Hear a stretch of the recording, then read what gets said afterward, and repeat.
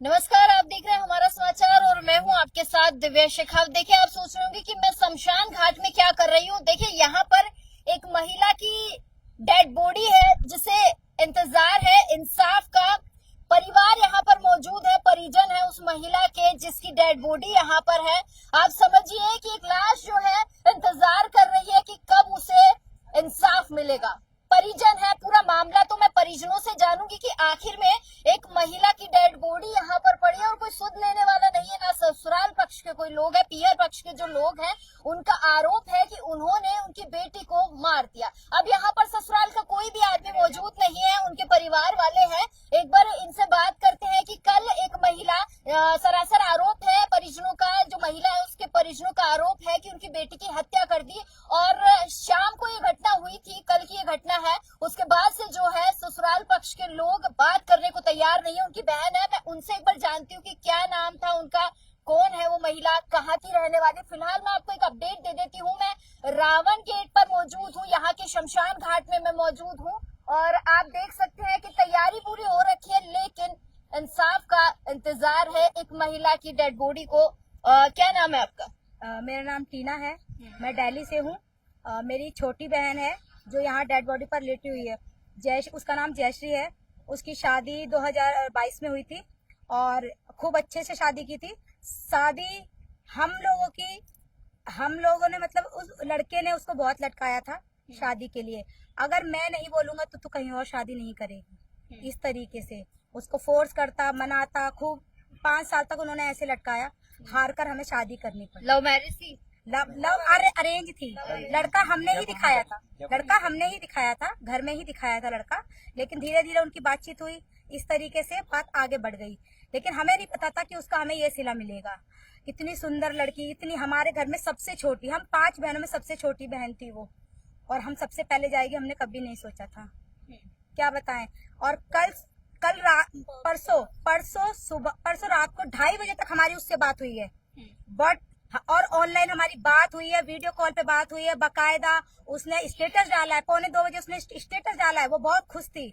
लेकिन इन 3 घंटों में ऐसा क्या हुआ कि उसे सुबह हमें 5:45 बजे पता चलता है कि उसने फांसी लगा ली।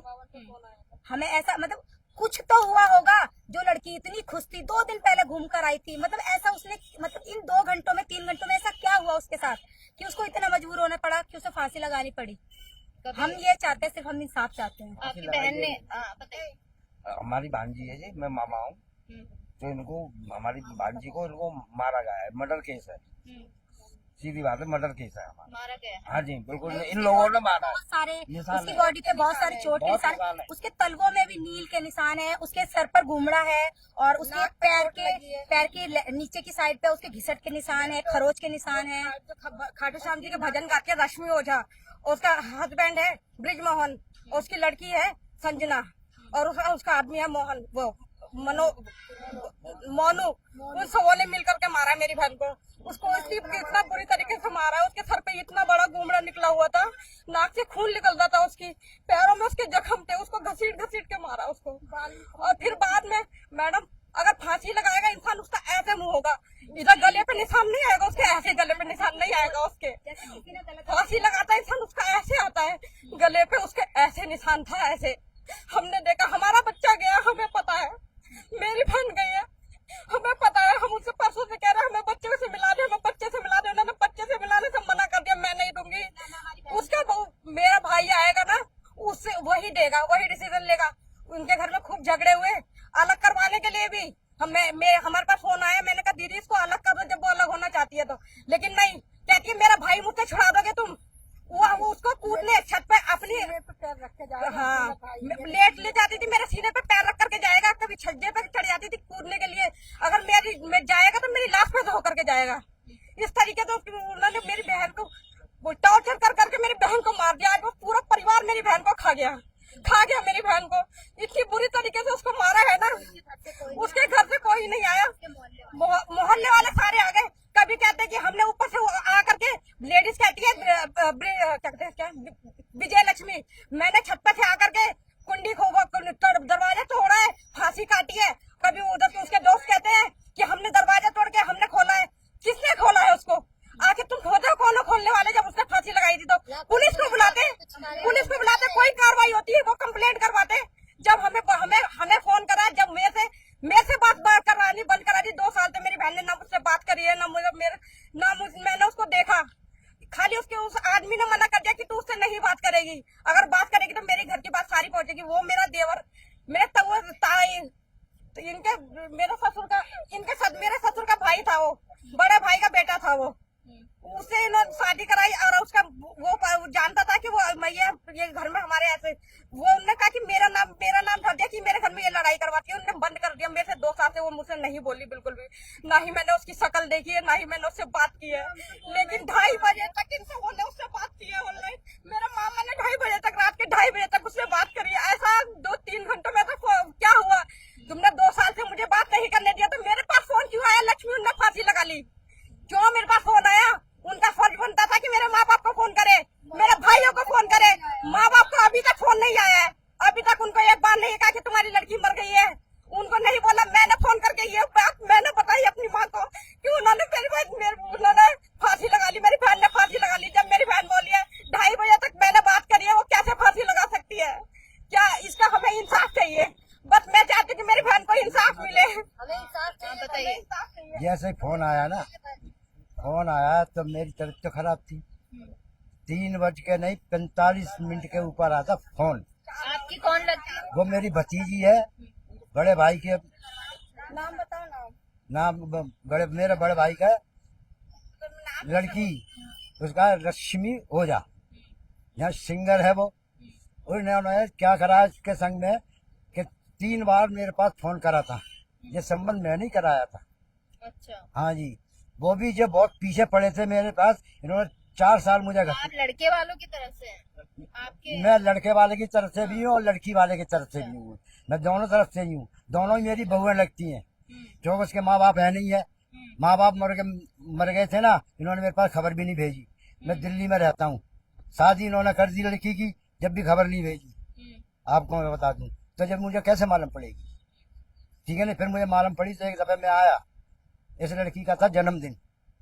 उस दिन आया, उस दिन से मैंने घर देखा।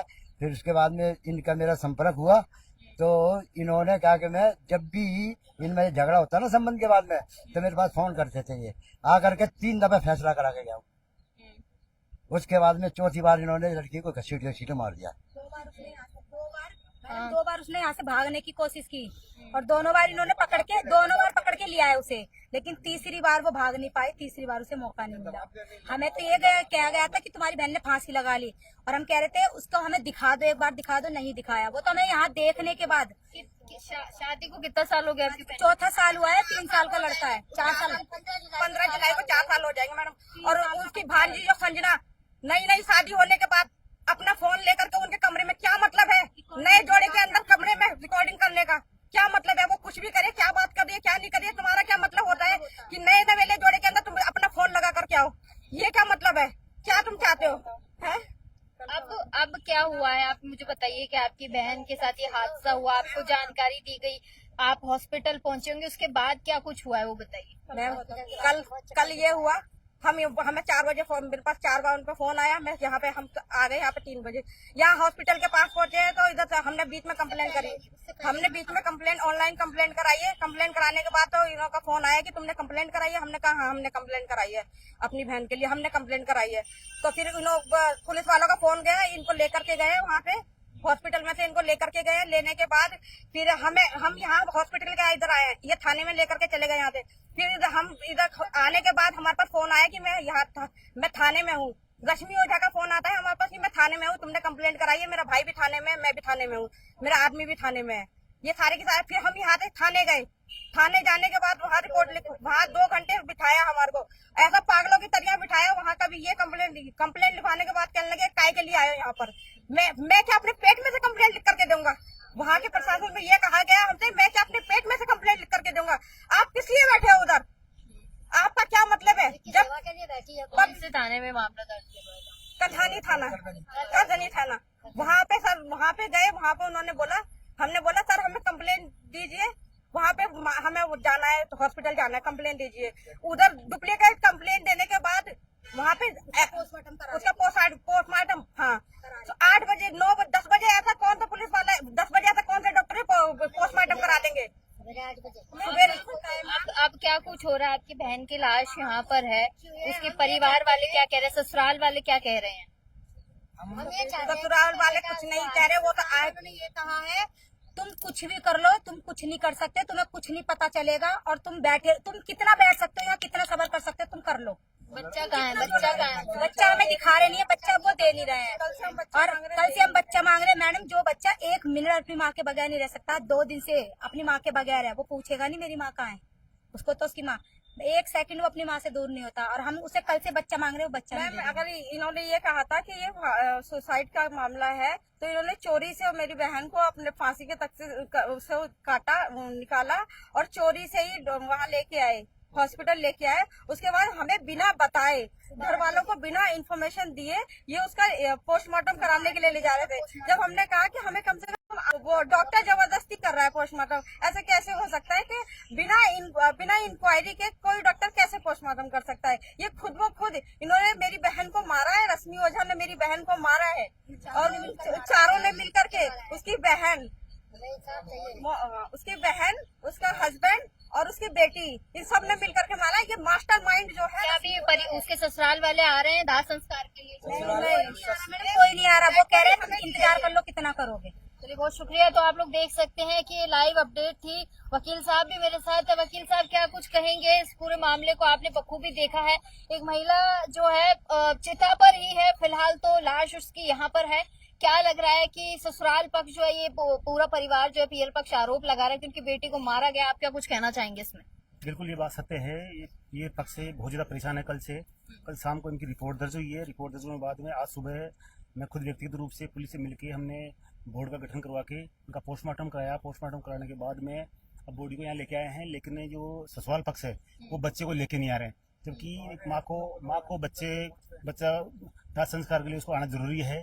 और ये 2 घंटे से यहाँ रो रहे हैं, इनकी कोई नहीं सुन रहा है, और काफ़ी मेहनत कर ली। इसके बावजूद इनमें एक तो FIR नंबर है 648/2025। जो डिप्टी साहब सुरेंद्र सिंह राणा जी है वो जांच कर रहे हैं, वो पूरा कोऑपरेट कर रहे हैं, लेकिन उनकी भी जो मुलजिम पक्ष है वो मान नहीं रहे हैं। इनमें है एक तो मोनू है, एक मोनू की बहन है रश्मि ओझा, जो अपने आप को सिंगर मानती है। वो कहती है मेरी बहुत बड़ी जान पहचान है, वो उस दबाव में है, शायद मुझे ऐसा लग रहा है। एक है उसका पति है ब्रजमोहन। ये ब्रजमोहन और रश्मि ये तो अभी आए नहीं, और बाकी मोनू को पुलिस थाने में बैठा रखा है, और ये पूरे परिजन उस बच्चे के लिए गुहार कर रहे हैं, लेकिन बच्चे का कोई अता पता नहीं है। 2 घंटे से तो मैं देख रहा हूँ।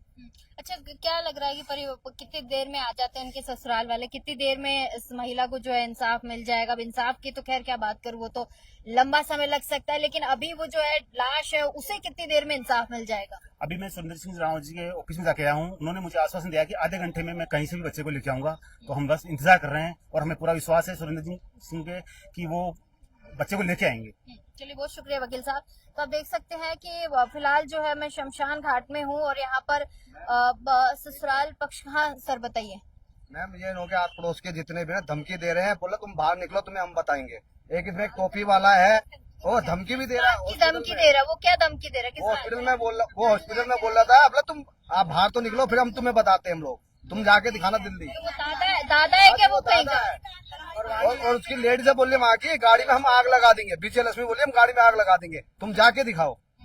तो आप लोग देख सकते हैं कि माहौल थोड़ा सा यहाँ पर ऐसा है कि एक महिला है जिसकी सब अपनी अपनी बातें कर रहे हैं, लेकिन एक महिला जो मर चुकी है, जो इस दुनिया में नहीं है, वो उसकी चिता को जो है, उसकी लाश को अभी तक इंसाफ भी नहीं मिला है, और उसके बच्चे का इंतजार किया जा रहा है कि जितनी जल्दी हो सके उसका बच्चा आ जाए, और उसके बाद इस महिला का जो है दाह संस्कार किया जाए। खैर, देखने वाली बात है कि कितनी विचित्र दुनिया हो चुकी है कि एक महिला जो हंसी खुशी से थी अपने घर परिवार में, और 2-3 घंटे बाद जो उसकी मौत हो जाती है, कौन जिम्मेदार था, कि कौन जिम्मेदारी लेगा? ये बड़े सवाल जो है मैं आप लोगों के लिए छोड़ रही हूँ कि देखिए, हर दिन हम ऐसी घटनाएं सुनते हैं। आखिरकार में चल क्या रहा है इस दुनिया में, कि कौन किसको क्यों मार रहा है?